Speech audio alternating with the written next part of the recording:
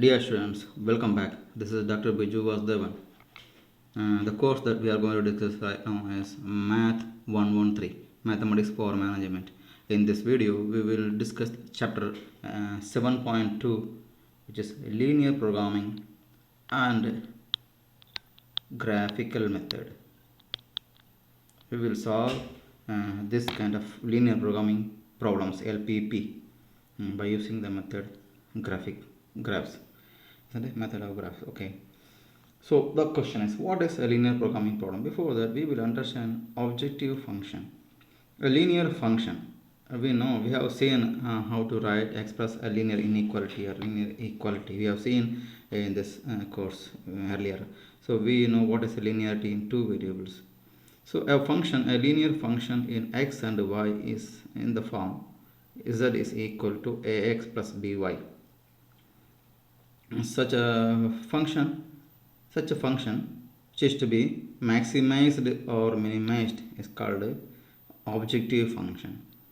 When you are dealing with your expenses, you are trying to minimize your expenses, isn't it? In that case, it will be minimization problems. If you write the linear function for minimizing the expenses, it is minimization. When you are trying to maximize your profit, it will be maximization problem. So in general, we call it optimization. Instead of minimize or maximize, the general word is optimize. So this is called objective function. Is the function to be optimized. So what is a linear programming problem? The next question comes here. There are four important parts in a linear programming problem. First one is objective function. We can say, go with this definition. An objective function along with the constraints. Objective function, what we have seen in the above definition. Objective function, there is a linear function which is to be maximized or minimized. So if this function comes along with some constraints, restrictions, constraints, linear inequalities given here in this general method, this is optimize maybe maximize or minimize, and under the conditions there are certain number of inequalities, maybe 3, 4, 5, maybe more than 2 variables. But in the case of graph, we discuss only 2 variable problems. For other methods, we can discuss more than 2 variables. Okay, so again I repeat, this objective function along with the constraints and non-negative restriction. This the last line is x, y, both the values of x and y should be greater than or equal to 0, because here we are going to find the quantity for minimization of the loss or maximization of the profit. We are going to find the quantity, and quantity can never be negative.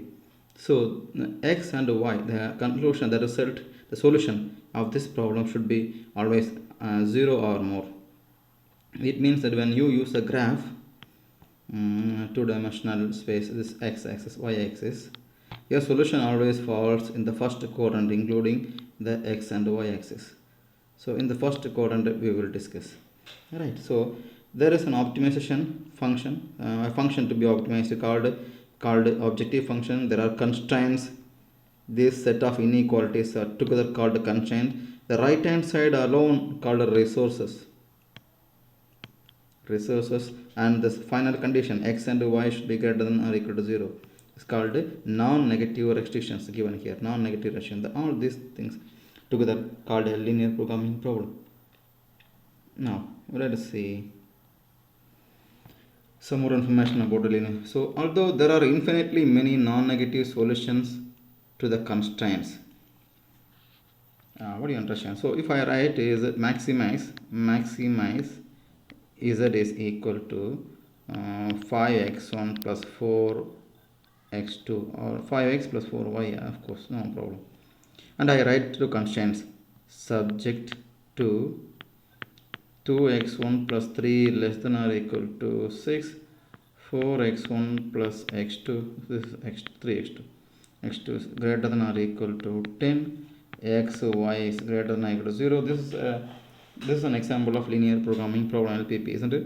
So x and y should be non-negative, isn't it? So let's do one by one. So there are many solutions if for this problem. So for we are going to find x1 and the x2. Right. So under this condition, the x1 and x2 that is going to be used in the equation number 1 should satisfy the inequalities 2 and 3, isn't it? So you can choose any value here. You can choose x1 is 0, x2 is 1, satisfying this condition, and maybe may not be satisfying this condition. So we can find lot of values for x1, x2. You can try yourself, negative or positive. Let's write this one for convenience. Let's write this one also less than or equal to 10.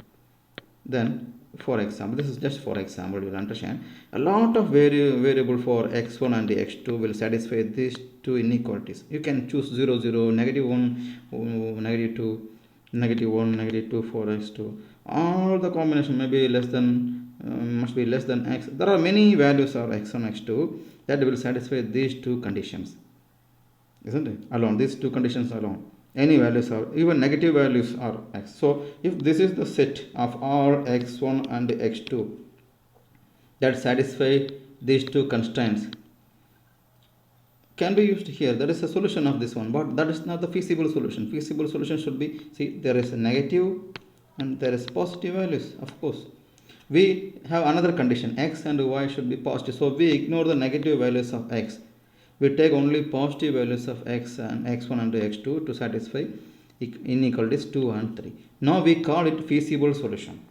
We don't see every value of x, every pair of x1 and x2 satisfying this constraint are called a solution. But among them, the positive solutions is called feasible solution. We call, isn't it? Non-negative solutions. And now out of this non-negative, all the values will not maximize z. There are some values, one, sometimes it is only one value, sometimes more than one values of x1, x2 will give same maximum value. So out of this feasible solution, we need one solution which will maximize or minimize. So in this case it's maximization. So we are looking for one value of x1, x2 that will give you the maximum value of z. This is called optimum solution. Isn't it? If it is maximum, then it's a maximum solution. If it's a minimization problem, this is minimum solution we are looking for, right?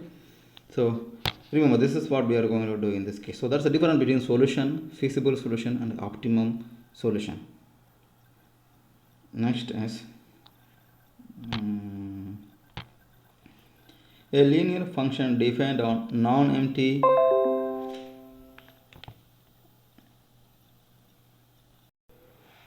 here we go.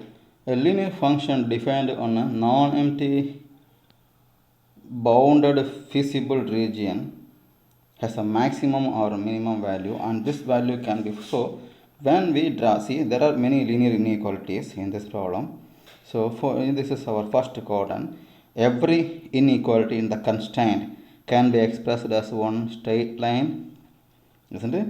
And the area either above the region or below. If you find the below area is not considered, and if you find such region, so this is a region by using two straight lines, this one and this one, and the xy plane, isn't it? X greater than 0, y greater than 0. So this is if this is the convex region, we call it we call this convex region, isn't it? See, here it is non-empty. There are some points. There are infinitely many points. It's non-empty, bounded, and feasible. We have seen the positive values, isn't it?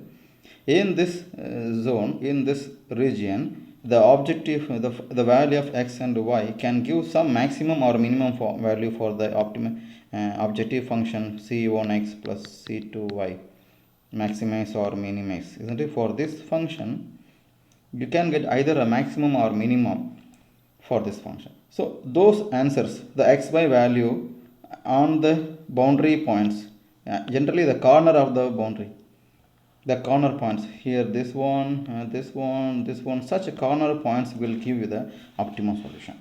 So if there is a convex region, a bounded region bounded by the straight lines or inequalities, if you get such a convex region which is non-empty, then your solution can occur only at the corner points of the convex region. This is the point of A.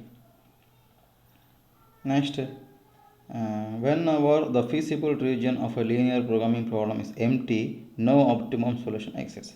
What do you mean by feasible region? So we are finding again this is xy axis and the first quadrant. We are drawing some straight lines. We are considering this one straight line and drawing and removing this area. We don't want this area. So the area for this the solution for this constraint is this one, isn't it? And we draw another line here and we remove this part. So this part has already been removed by this. So for this line the solution occurs here, so we remove this part. So almost we removed the entire xy plane. There is no solution space, isn't it? For by using line 1 we removed all the area below the line.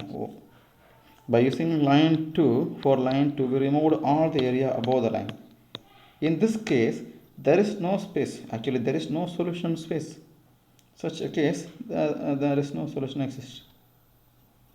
Okay, the second part of this one is, if a feasible region is unbounded and if the objective function has a maximum value, then that value occurs at the corner point. Obviously even if it is unbounded and if there is a maximum, then the value occurs at the corner point, obviously, just like the previous point. Now one of the following 4 possible conclusions may occur for every LPP. Whenever we solve a linear programming problem, we will encounter any one of the 4 situations at the end. First, obviously there is only one maximum or minimum point. Sometimes there may be infinitely many solutions. In third case, unbounded solution. Unbounded, if the boundary is not closed like this, if you find that there are 2 lines, we have removed all the areas like so. Now this is open towards the right, isn't it? So the maximum increases, the maximum value increases as x and y approaches infinity. So there is no maximum in this case. Maybe minimum you can find here. So optimum can be found. So unbounded solution, it can be downwards, of course. No, this is open towards the right, isn't it? So in this case unbounded solution you can get. No solution case we have seen when there is no feasible region, there is the solution is space is empty, we will find no solution. That is it. Now, strategy for solving linear programming problem. Just go through this one yourself. Straight away go to solve the problem and I'll explain the strategy along with the problem. We will see what is actually a linear problem, what is its real-time application by taking the first ever example. Okay, so this is the example. You should have this problem with you readily available so that we can discuss